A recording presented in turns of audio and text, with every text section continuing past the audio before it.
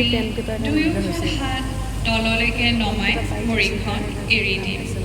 এই আসনটো কৰিলে আমাৰ ফ'কাছ আৰু কনচেনট্ৰেশ্যন লেভেলটো বহুতখিনি বাঢ়ি যায়। স্পেচিয়েলি যোনবিলাক কিডছ হয়, স্কুল গোয়িং মূৰৰ ওপৰত ৰাখিবলৈ যত্ন কৰিম। দুয়োখন হাত লাহে লাহে উশাহ লৈ মূৰৰ ওপৰলৈকে লৈ গৈ নমস্কাৰ মুদ্ৰা লগাই 5 ছেকেণ্ডছ হোল্ড কৰিম।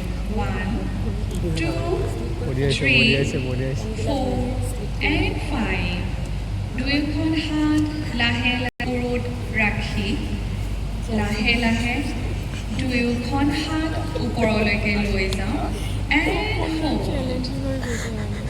1, 2, 3, 4 and 5। Gently